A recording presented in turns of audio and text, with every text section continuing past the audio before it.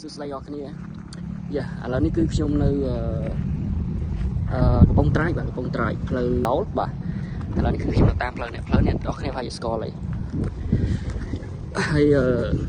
ថ្ងៃនេះគឺខ្ញុំទៅលេងនៅឆ្នេរកោលបាទថាចូលមកដល់កំពង់ត្រាយគឺយើងចូលទៅលេងឆ្នេរកោលលេងតិចណា Yes today I'm alone go to Angkor Beach អញ្ចឹងយើងចាំទៅតាមការអ្នកគ្នានៅឆ្នេរកោលមានទីខ្លះនៅស្ពានផ្អែម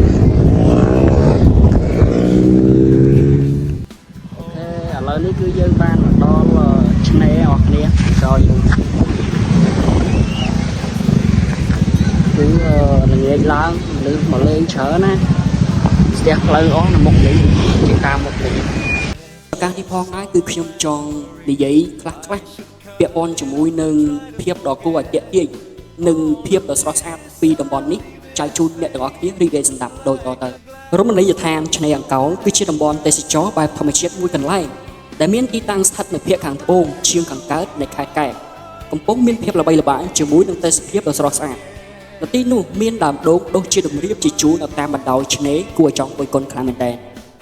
និងជាមលប់សម្រាប់ភ្ញៀវទេសចរសម្រាប់លំហែកាយស្រូបយកខ្យល់អាកាសបរិសុទ្ធជួយបំបត្តិអស់នៅភាពនឿយហត់និងទឹកកង្វល់ទាំងឡាយភ្ញៀវទេសចរអាចធ្វើការផ្ដិតយករូបភាពជាមួយនឹងទេសភាពស្អាតមើលថ្ងៃលិចហែទឹកលេងនិងអាំងសាច់ជាលក្ខណៈ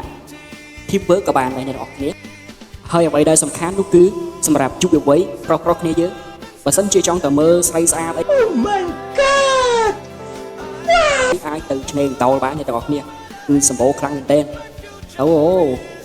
ធានាថាមកអេបងច្រើនបំផុតគឺខ្ញុំរីកមិនឲ្យទៅថ្ងៃអាទិត្យបាទចុងសប្តាហ៍ថ្ងៃអាទិត្យអាចទៅលេងបានអង្គុយជឿនៅមុខមាត់ឆ្នេរទៅច្រើនណាស់មើលទៅប៉ុន្តែអាចជឿខ្ញុំទេអាចទៅមើលផ្ទាល់បានខ្ញុំមិនមែនចេះតែនិយាយទេអត់ជឿអាចទៅសាកបានអូខេអញ្ចឹងយើងចូលម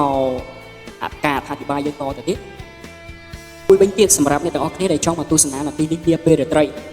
គឺអ្នកទាំងអស់គ្នាអាចមកជាលក្ខណៈបោះតង់អ្នកទាំងអស់គ្នាយើងបោះតង់ហើយយើងអង្គុយជុំវិញភ្នក់ភ្លើងទៅយើងបង្កាត់ភ្លើងអង្គុយជុំវិញទៅភាសាតែនៅទីហ្នឹងគឺអាកាសធាតុពេលយប់គឺវាត្រជាក់អ្នកទាំងអស់គ្នាយើងអង្គុយបដើហើយយើងស្ដាប់សំឡេងទឹករលកនិងរត់លេងតាមឆ្នេរខ្សាច់ដ៏ស្អាតហ្នឹងទៅព្រមទាំងយើងអាចទទួលទាននៅអាហារឆ្ងាញ់ៗមានដូចជាគ្រឿងសមុទ្រស្រស់ៗនិងភេសជ្ជៈជាច្រើនទៀតលើសពីនេះទៅទៀតគឺយើងអាច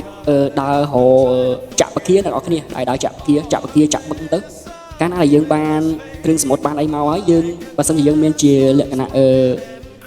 ជាក់កន្លះកេះអញ្ចឹងណាដាក់ទៅគឺជាតិហ្មងអ្នកនរគ្នាអាចសាកល្បងបានហើយអ្នកទាំងអស់គ្នាបើថាអូសប៉ះវីដេអូនេះហើយឃើញវីដេអូនេះហើយគឺជួយនាំគ្នាមកលេងនៅតំបន់ទេសចរឆ្នេរអង្កោលឲ្យបានកាន់តែច្រើនទៅយើងជួយនាំគ្នាលើកតម្កើងតំបន់ទេសចរស្រុកយើងបាទធ្វើម៉េចឲ្យវាកាន់តែល្បីអ្នកទាំងអស់គ្នាល្បីហើយកាលណាដែលជាធម្មតានៅតំបន់ទេសចរនីមួយកាលណាដែលមានភ្ញៀវទេសចរកាន់តែច្រើនតំបន់នឹងមានការអភិវឌ្ឍកាន់តែច្រើនផងហើយខ្ញុំសង្ឃឹមថាឆ្នេរអង្កោលរបស់យើងនឹង